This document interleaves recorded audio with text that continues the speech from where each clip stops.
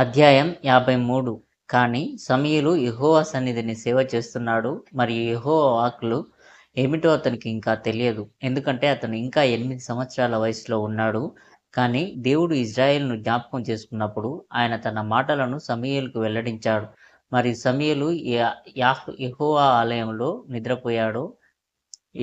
Elohim Yahweh అతన్ని పిలిచినప్పుడు అతను మొదట ఆలోచించి ఇలా అన్నాడు, ఇదిగో సమూయేలు చిన్నవాడు, అతను నా దృష్టిలో ప్రియమైనవాడు. లేదా అయినప్పటికీ అతను ఇంకా ప్రభువు స్వరం వినలేదు కాబట్టి అతను సర్వోన్నతుని స్వరానికి స్థిరపడలేదు. అయినప్పటికీ అతను నా సేవకుడైన మోషే లాంటివాడు. కానీ నేను మోషేతో 80 సంవత్సరాల వయసులో మాట్లాడాను, కానీ సమూయేలు 8 సంవత్సరాల వయసులో ఉన్నాడు.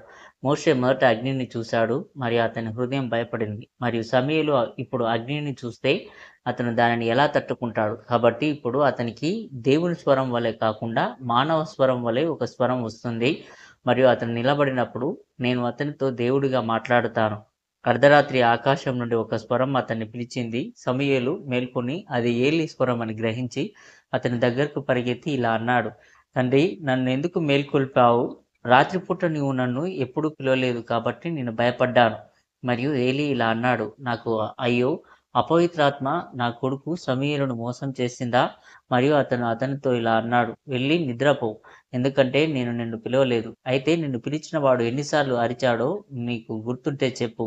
మరియు అతను 2 సార్లు అన్నాడు. మరియు ఏలీ అతనితో, నా కొడుకు, ఎవరి స్వరం నీకు తెలుసు అని చెప్పు. మరియు అతను, నీది కాబట్టి నేను నీ దగ్గరికి పరిగెత్తుకుంటూ వచ్చాను అని అన్నాడు.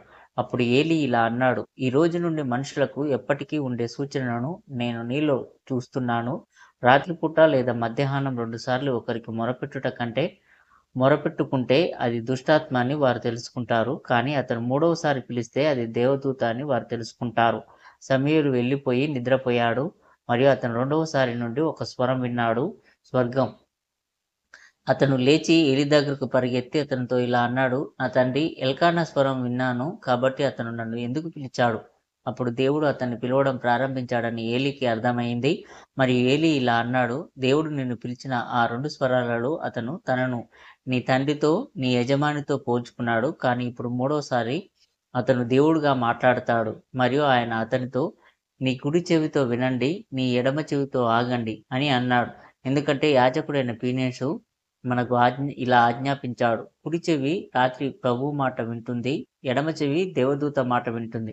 కాబట్టి నీవు నీ కుడి చెవితో వింటే ఇలా చెప్పు, నీకు నచ్చినది చెప్పు, ఎందుకంటే నేను నీ మాట వింటాను. ఎందుకంటే నువ్వే నన్ను రూపొందించావు. కానీ నువ్వు ఎడమ చెవితో వింటే వచ్చి నాకు చెప్పు. అప్పుడు సమూయేలు ఏలీ ఆజ్ఞాపించినట్లు నిద్రపోయాడు. మరియు ప్రభువు 3వ మాట కుడి మాట్లాడెను. ఆ సమయంలో సమూయేలు కుడి చెవి ఆ స్వరంతో నిండిపోయింది. తన తండ్రి మాటలు తనకు వినిపించాయని గ్రహించినప్పుడు సమూయేలు తన వైపు తిరిగి, నేను మాట్లాడగలిగితే నువ్వే నన్ను తయారు చేశావు, లేదా నన్ను బాగా తెలుసుకున్నావు అన్నాడు. మరియు దేవుడు అతనితో ఇట్లనెను, నిశ్చయంగా నేను ఐగుప్తులో ఇజ్రాయేలు వంశస్థులకు జ్ఞానోదయం కలగజేసితిని. ఆ కాలమందు నా సేవకుడైన మోషేను ప్రవక్తగా ఏర్పరచుకొనితిని. అతని ద్వారా నా ప్రజలకు అద్భుతములు చేశాను. నా శత్రువుల మీద నా ఇష్టం వచ్చినట్లు పగ తీర్చుకున్నాను. నా ప్రజలను అరణ్యంలోకి తీసుకెళ్లాను. వారు చూస్తున్నట్లుగా వారికి జ్ఞానోదయం కలిగించాను. ఒక తెగ మరొక తెగపైకి లేచి, యాజకులు మాత్రమే ఎందుకు పవిత్రులు అని అడిగినప్పుడు నేను వారిని నాశనం చేయను. కానీ నేను వారితో ఇలా అన్నాను, మీలో ప్రతి ఒక్కరూ మీ కర్రను ఇవ్వండి. అప్పుడు ఎవరి కర్ర వికసిస్తుందో నేను అతని యాజకత్వం కోసం ఎన్నుకున్నాను. మరియు నేను ఆజ్ఞాపించినట్లు వారందరూ తమ కర్రలను ఇచ్చినప్పుడు అహరోను కర్ర వికసించాలని, అతని వంశం చాలా రోజులు కనిపించాలని నేను గుడారం యొక్క భూమికి ఆజ్ఞాపించాను. ఇప్పుడు వర్ధిల్లిన వారు నా పవిత్ర వస్తువులను అసహ్యించుకున్నారు. కాబట్టి ఇదిగో, ఆ సమయంలో వచ్చిన పువ్వును నేను కత్తిరించే రోజులు వస్తాయి. మరియు నేను వారికి వ్యతిరేకంగా వెళ్తాను, ఎందుకంటే వారు నాతో చెప్పిన మాటను ఉల్లంఘిస్తారు. సేవకుడైన మోషే ఇలా అన్నాడు, నీవు ఒక గూడును కలిసిన ఎడల పిల్లలతో పాటు తల్లిని కూడా తీసుకోకూడదు. కాబట్టి తల్లులు పిల్లలతో పాటు చనిపోతారు, తండ్రులు కుమారులతో పాటు నశించిపోతారు. సమూయేలు ఈ మాటలు వినగానే అతని హృదయం ద్రవించిపోయింది. అతడు ఇలా అన్నాడు, నా చిన్నతనంలో నన్ను పెంచిన వాడికి నాశనమయ్యేలా ప్రవచించడం నాకు బాధ కలిగించిందా? నా తల్లి కోరిక మేరకు నాకు ఎలా అనుమతి లభించింది? నన్ను నన్ను పెంచిన వాడు ఎవరు? చెడు వార్త చెప్పమని ఆయన నన్ను ఎలా ఆదేశించాడు? సమూయేలు ఉదయాన్నే లేచి, నాకు ఏమి చెప్పాలో నాకు తెలియదు, అది హేలీకి చెప్పెను. అప్పుడు హేలీ అతనితో ఇట్లనెను, నా కుమారుడా వినుము. ఇదిగో, నీవు పుట్టకముందే దేవుడు ఇశ్రాయేలుకు నిన్ను వారి యొద్దకు ప్రవచించుటకు పంపుదునని వాగ్దానం చేసెను. ఇప్పుడు నీ తల్లి ఇక్కడికి వచ్చి ప్రార్థన చేసినప్పుడు జరిగినది ఆమెకు తెలియక నేను ఆమెతో వెళ్ళుము, ఎందుకంటే నీకు పుట్టబోవువాడు నీ కుమారుడగును అని చెప్పెను.